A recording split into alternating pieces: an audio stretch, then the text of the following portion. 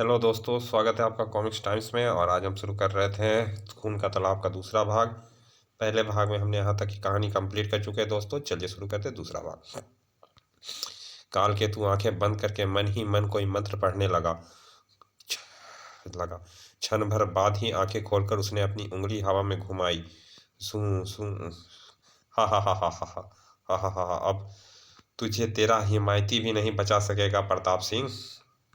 वह नरमुंडा घूमता हुआ राजा प्रताप सिंह की ओर बढ़ने लगा। इस नरमुंडे के मैं टुकड़े टुकड़े कर दूंगा। सू राजा प्रताप सिंह ने अपनी तलवार से उस पर प्रहार किया। ठनाक! लेकिन यह क्या? नरमुंडा के टकराते ही प्रताप सिंह की तलवार कई टुकड़े में बट गई। हा हा हा हा। ओह! तभी अचानक उस नरमुंडे से प्रकाश की एक रेखा निकलकर राजा प्रताप सिंह की ओर बढ़ी। नहीं! आ हा हा हा हा।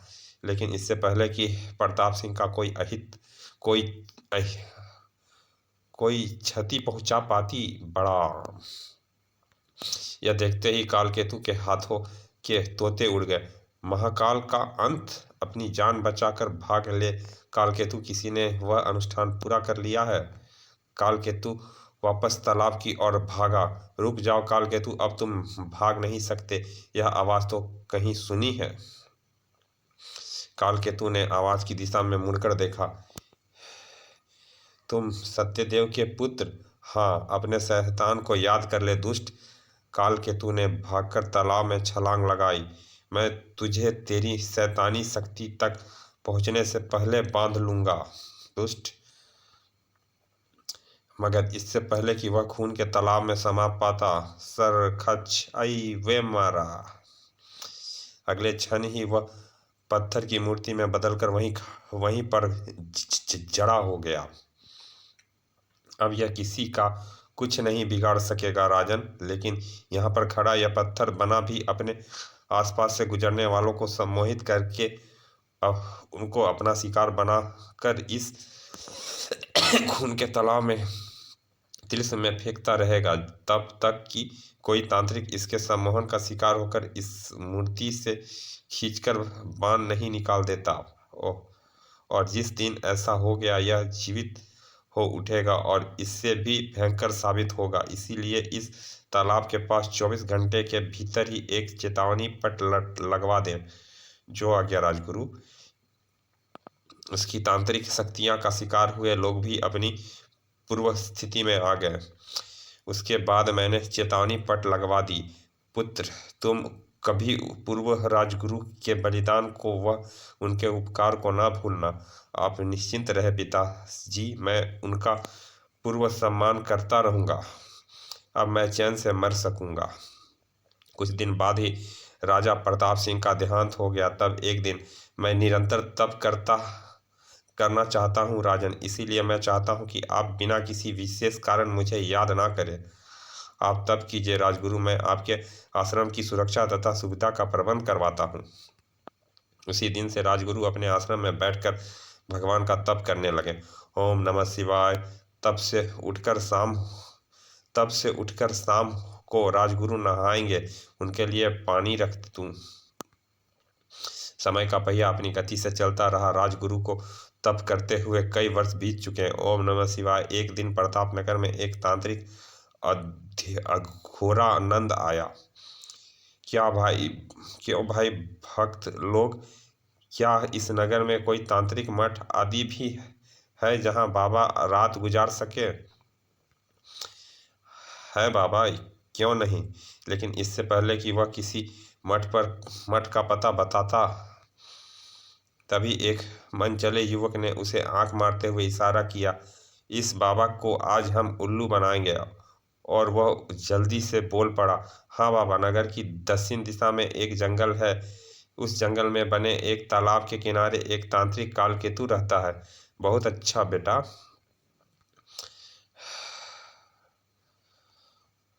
अघोरानंद वहां से चल दिया।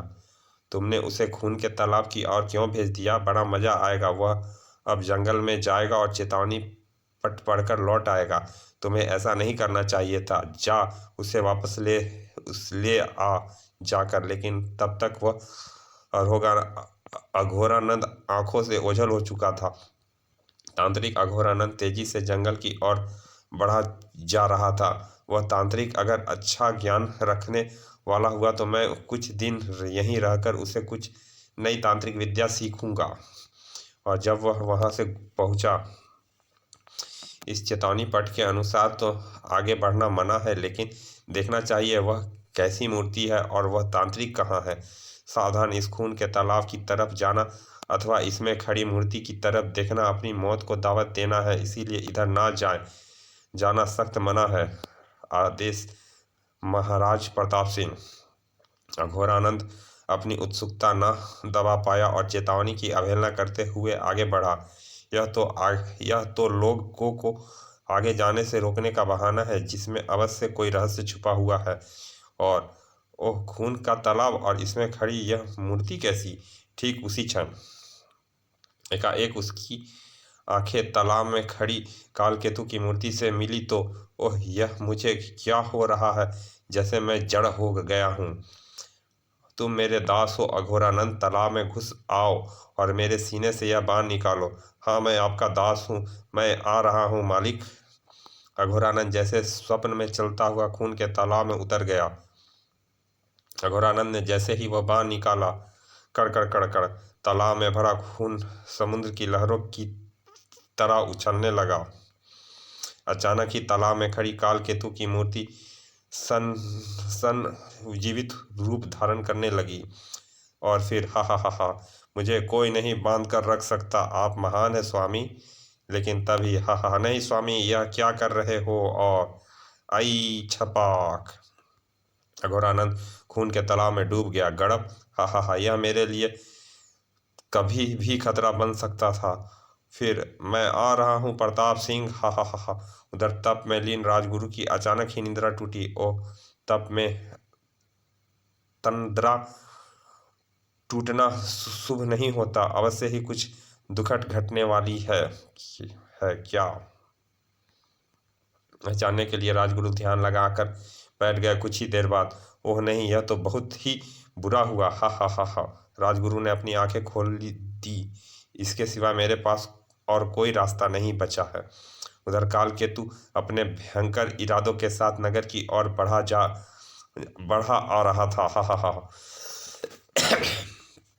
प्रताप सिंह, मैं तुझे और तेरे राजगुरु को मिटाने के साथ इस नगर को भी खाक में मिला दूंगा।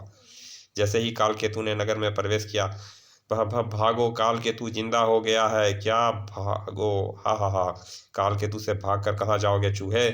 कालकेतु ने कोई मंत्र पढ़ा तो उसके कंधे पर सवार दोनों खोपड़ियां उड़ती हुई भागते हुए लोगों के बीचों बीच उड़ने लगी। अब कोई नहीं बचेगा, हा हा हा हा। तड़ाक तड़ाक, और जिससे भी टकराती चली जाती, वह सब पत्थर के बनते जाते। भागो, ओह नहीं, इनके हुलिये, हाँ, यह सब तो पत्थर के हो गए। झोपड़ियों को जैसे यही काम करने का आदेश खोपड़ियों को जैसे यही काम करने का आदेश मिल गया था। नहीं, हा हा हा, उफ, मेरा लाल क्या बन गया है? वह अपना काम किए जा रही थी। तड़ाक, हाय। उधर कालकेतु ने हवा में हाथ लहराया तो उसका हाथ किसी विचित्र से चूरन से भर गया। अब इन सबको खून के तालाब में डूबा ना होगा, हा हा हा। फिर अचानक उसने वह चूरन पत्थर की मूर्तियों बने लोगों पर फेंका तो वह ऊपर उड़ चले। हा हा हा हा, ओ नहीं, बचाओ मेरा लाल। और वह सब जाकर खून के तालाब में गिरने लगे। छप छपाक, शीघ्र ही लोग फरियाद लेकर राज दरबार में पहुंचे। महाराज की जय हो, दुहाई है महाराज, हमारी रक्षा कीजिए महाराज। कालकेतु फिर से जिंदा हो कर आ गया है महाराज, वह नगर में अपनी शैतानी शक्ति से तबाही ला रहा है महाराज। आप लोग निश्चिंत रहे, हमें खबर मिल चुकी है। सेनापति, हमारा रथ तैयार करवाओ। जो आज्ञा महाराज। आश्वासन पाकर लोग वहां से चले गए।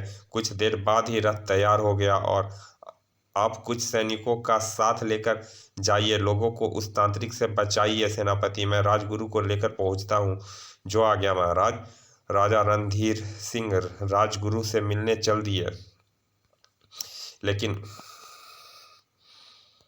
लेकिन जैसे ही वह रणधीर सिंह राजगुरु के आश्रम में पहुंचे, ओह राजगुरु, संकट की घड़ी में आप भी हमारा साथ छोड़ गए राजन।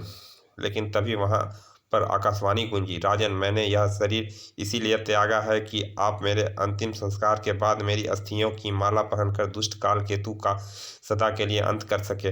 ओह, यह तो राजगुरु की आवाज़ है। रणधीर सिंह का मस्तक रुद्रा से झुक गया।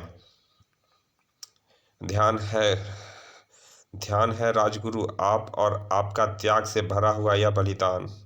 धन्य है राजगुरु, आप और आपका त्याग से भरा हुआ यह बलिदान। मैं काल केतु का अंत अवश्य करूंगा। तभी अचानक ही वहां लकड़ियां एकत्रित होने लगी, फटक फटक फटक, और चिता तैयार होते ही राजगुरु के देह स्वयं ही उठकर चिता की ओर उड़ चली। धन्य है राजगुरु, आपका तप। फिर जैसे ही राजगुरु का शरीर चिता पर पहुंचकर अचानक स्वयं ही लकड़ियां में अग्नि प्रज्वलित हो उठी। भक भक, जय हो अग्नि देवता, मेरा प्रणाम स्वीकार कीजिए। और फिर चिता जलने लगी। उधर कालकेतु ने सेनापति और सैनिकों को अपनी तंत्रिक शक्ति से विचित्र पत्थर की मूर्ति में बदल डाला था। हा हा हा, अब रणधीर सिंह और उसके राजगुरु की बारी है। पर तभी एक आवाज़ गूंज उठा, दुष्ट तांत्रिक, तेरी मौत का सामान तैयार हो चुका है। नहीं। फिर अचानक कालकेतु ने एक नर मुंडा में मंत्र फूंक कर देखा तो ओह, मेरी मौत के लिए राजगुरु के पुत्र ने अपनी चिता जला दी। मुझे अभी जाकर रणधीर सिंह को खत्म कर देना होगा। कालकेतु उसी क्षण राजगुरु के आश्रम की ओर चल पड़ा। लेकिन आश्रम के चारों तरफ से एक अदृश्य सुरक्षा चक्र ने घेरा हुआ था। ओह नहीं, ओह, मुझे कुछ दिखाई नहीं दे रहा है। उस अदृश्य शक्ति ने कालकेतु को अंधा कर दिया था। चिता जलकर उसी क्षण ठंडी हो गई और राजा रणधीर सिंह ने अस्थियां चुनकर उनकी माला बनाकर पहन ली। खबरदार दुष्ट कालकेतु, मैं आ रहा हूँ। अंधे कालकेतु ने हवा में हाथ हिलाकर एक वज्र प्रकट किया। ठनाक!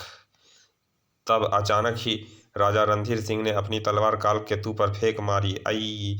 कालकेतु के अंत के साथ एक बार जैसे बिजली सी गरज उठी, कड़कड़ कड़कड़। अगले क्षण खून का तालाब फिर सूखे तालाब में बदल गया और उसमें समाये लोग जीवित हो उठे। ओह, मैं जीवित हो उठा। हम जीवित हैं। ओह, मैं जीवित हूँ। अब वह खून का तालाब नहीं रहा था। वहां से सूचना पट भी हटा दिया गया था। लोगों की जुबान पर केवल 3 ही नाम थे, राजगुरु की जय हो, राजगुरु की जय हो, राजगुरु सत्यदेव की जय हो। राजगुरु पुत्र राजगुरु अमर रहे। जो लोग पराहित के लिए काम कर जाते हैं वह हमेशा के लिए अमर एवं स्मरणीय हो जाते हैं। समाप्त। चलिए दोस्तों, फिर मिलते हैं किसी अच्छे से कॉमिक्स के अच्छे से भाग में। तब तक के लिए धन्यवाद। विदा।